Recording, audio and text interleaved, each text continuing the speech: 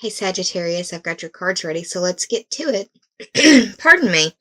So, the first card that you received is the underlying theme or the overarching energy of the second half of the month, and this is the King of Pentacles in reverse. Now, I find synchronicity very interesting. The Pentacles represent earth signs, and the earth signs are Taurus, Virgo, and Capricorn. I find the synchronicity interesting because we are about to experience a full moon in Taurus. It could be that you are feeling as though your finances or resources in some way are not exactly in the most balanced of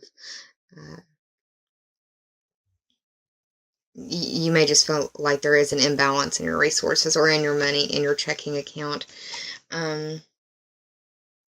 The full moon at 22 degrees of Taurus is occurring in your 6th house of work and health. You could be feeling either under the weather or like you want a raise or need more hours or might be looking for part-time work to help boost your income or salary in some way.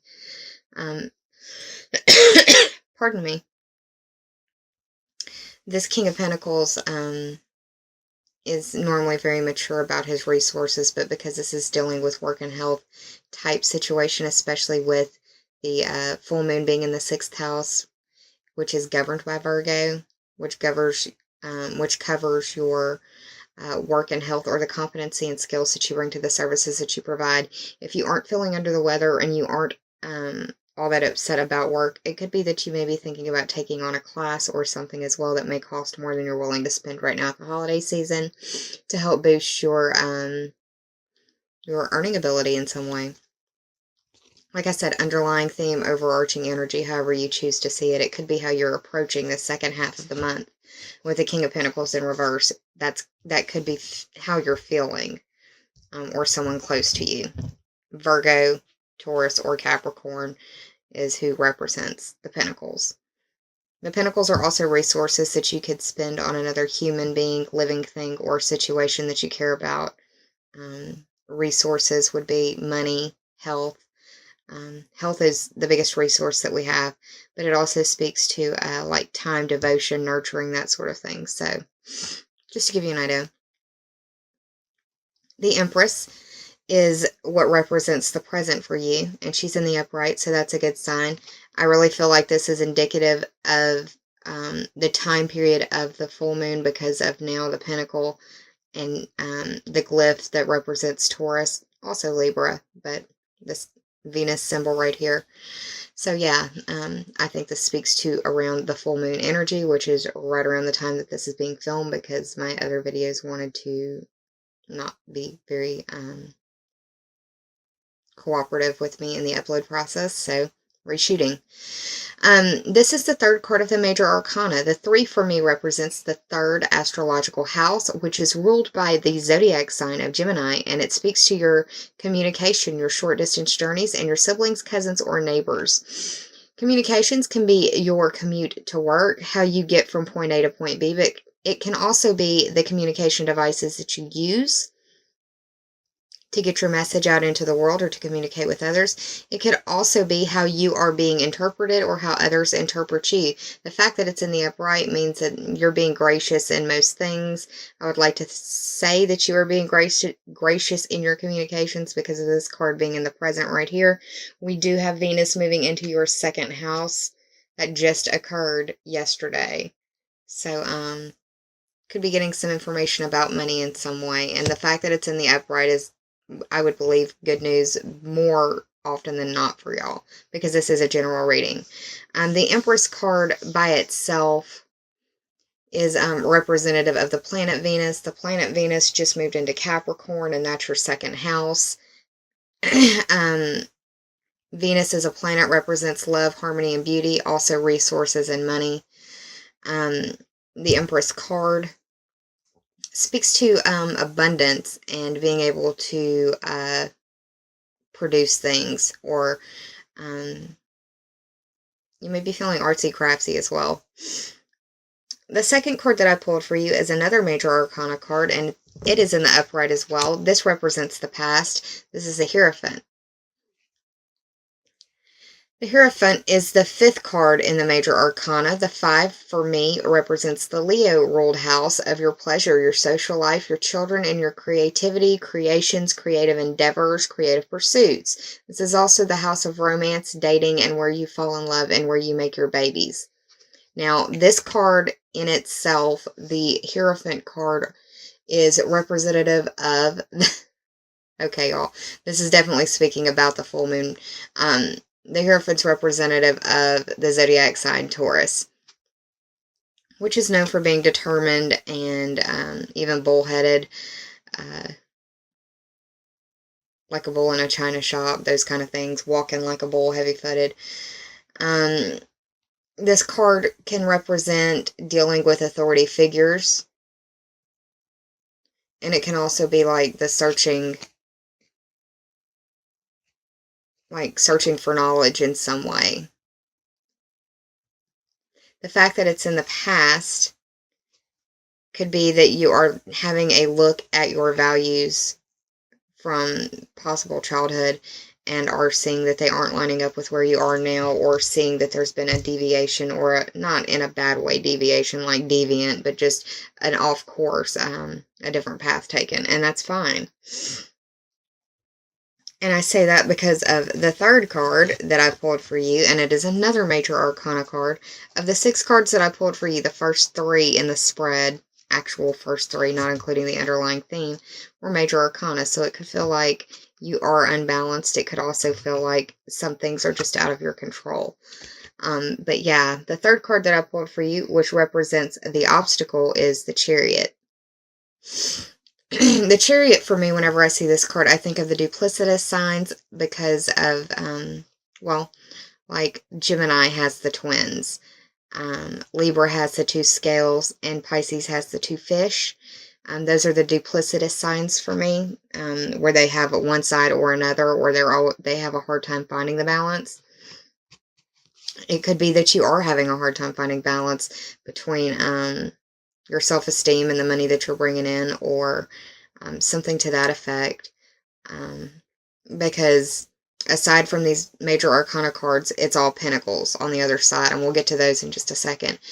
The Chariot is the 7th card of the major arcana. The 7 for me represents the Libra ruled house of your partnerships, how you identify with others. It's counseling. It's dealing with open enemies.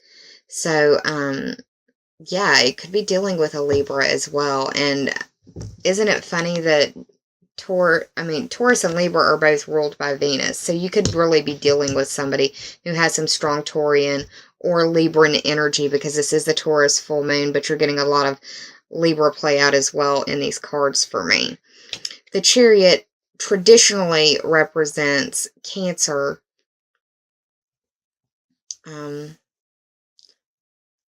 I can't really tell you why it's traditionally, it's just the way that I learned it, was that it was representative of Cancer. I think it's because of these little shoulder pads that look like crescent moons right here. When I think of the Chariot, I think of a mode of transportation, and that makes me think of the 3rd house, and also Gemini, the duplicitous again. So it could be dealing with communication in partnerships. It could be dealing with traveling, or partners traveling, something to that effect. You could be traveling, or you could be thinking about traveling for money or traveling for work, looking at your money that way, if it's worth it or not. But this card in itself is about like achievement through self-mastery, and making the right decision, choosing the right path. The fact that it's in the upright makes me feel like it is the right path, whatever it is that you choose. And it's difficult because with it being, with this being in the obstacle position, it could be that you're dealing with someone who is being difficult, that's in the Libra variety, or Gemini, like I said. Could be Cancer because of how this is traditionally seen as well.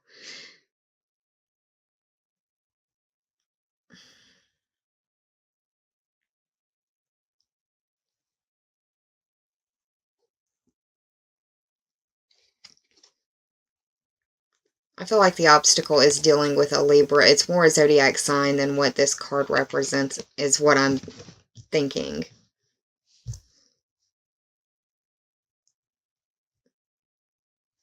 Now, the 4th card that I pulled for you is the Five of Pentacles upright, and this is like a poverty card. This is not having enough money. This is or you've spent it all, or you were planning on there being money and it's not come in yet. Another way that I read this card is also a card of how do I want to put this? It's a card of inequality, but it's also a card of seeing your, how do I put this? These two individuals are going through the same thing. They're both out in the cold. She is walking on 2 feet and is looking down. He is got a broke foot or something on crutches and looking up. They're going through the same thing, but their perspective is different. That's what I was trying to say. It's a card of different perspectives and a card of different experiences. You can be going through the same thing, but your memory of it will be different than somebody who experienced it right next to you. We're all human beings. We see things and perceive things. We remember things differently. Once again, these pentacles represent the earth signs. The earth signs are Taurus, Virgo, and Capricorn. Venus just moved into Capricorn. You could be once again getting money or getting messages about money. It could be that you are looking for some help in the money area, because this is the help situation. Maybe going to church as well, because this is a stained glass window. And the Hierophant also represents like religious authority as well. The 5 is going back. It's mirroring the Hierophant, as a matter of fact. The 5, you've got 2 5s here, and that's the Leo ruled house of your social life and your pleasures, your children. You may be meeting somebody at church, possibly. Or you may be looking at your values through church, or get something through the church or spiritual community, not just a church. You know, I mean, some people would consider this their church. It all really depends on how you view things. I don't consider myself a preacher or a pastor, but, you know, we each have our own paths, and I'm just going to leave it at that. As Sagittarians, I think you can understand where I'm going at with that. But yeah, just watch your perspective and understand that it's going to be yours and yours alone, and that other people are going to have a different experience than you, even though they were right there with you. The possible outcome, once again, I really feel like this is dealing with a Libra as well, because now we've got the scale showing up here. You see? And it's, once again, sorry, I had to move my little table I got this on. This was in reverse. Okay, so it's like you're feeling unbalanced in your money or resource area. It could be due to or dealing with a Libra in some way. This is the 6, once again, dealing with work and health, or the competency and skills that you bring to the services that you provide. If you aren't dealing with a Libra, it could be that you're possibly wanting to go back to school and getting more skills to add to your little resume, which would be nice, but you're not sure how you're going to pay for it, which is why it's in the reverse as well. If it's not Major Arcana, it's Pentacles cards, y'all. So that's just the way that it goes. The 6 is, like I said, the house of work and health, or the competency and skills that you bring to the services that you provide, but it's ruled by Virgo, so that may mean something to some of y'all. I did the math for this spread, and it totaled up to 26. 2 plus 6 is 8, and that is the Scorpio ruled house of other people's money, regeneration, transformation, metamorphosis. It's also the house of sexuality. It's the house of your instincts. That can be primal, basic, or just human instinct. It could also be the cycle of life, death, or rebirth, possible birth. With the Empress being in the middle of the spread, I would like to tell you that, I mean, she's a very fertile card, so be careful if you aren't looking to get pregnant. That could possibly be a situation with a lot of these Pentacle cards in reverse. It could be you get a surprise that you weren't expecting, and you're like, oh, how am I going to handle this? How am I going to pay for this? How am I going to be able to do this? I'm already juggling everything else. Just forewarned is forearmed. I would like to empower you with as much information as possible, and I give you what I see. Now, I also pulled 2 oracle cards for you from the Journey of Love. The first is Simplicity, and this is the 4th card. of the 70 card deck of The Journey of Love by Elena Fairchild.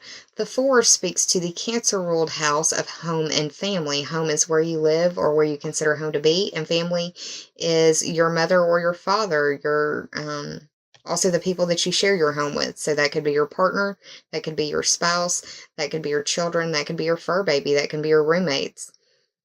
But the Simplicity card in itself is representative of the fact that you need to take this situation, this period, one day at a time, and that you need to really trust in the goodness of life and trust in the goodness that life has to offer, and that you need to, and it may be a period of time where you have to seek that out. You may have to really look for the joy in life, and that's okay. I mean, we have good times, we have bad times, right? Saturn is still in Sagittarius, making his way through, so it's felt like a difficult time, I'm sure. But trust that everything will be all right. And right now, you need to stay present and stay patient. Really, if you can adopt the Serenity Prayer, that would be a great mantra for you right now. And the second card that you received is Just for a Moment, Joy. That's a pretty hopeful little card right there. It looks like she's just being... I'm a child of the 80s, and it looks like she's doing a Care Bear stare to me. If you know what that is, shout out. This is a 46 card. 4 plus 6 is 10, and that is the house of Capricorn. That's the house of your career, your status, your reputation, your destiny. It's, I like to say William Shakespeare said, all the world is a stage, and I see the 10th house as the stage that you approach the world on and how the world knows you.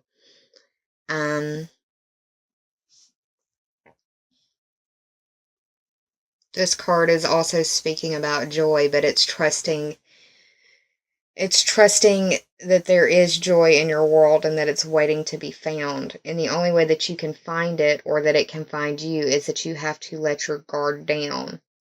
And that means you literally have to open up your arms and your heart to the new next adventure that could be coming your way.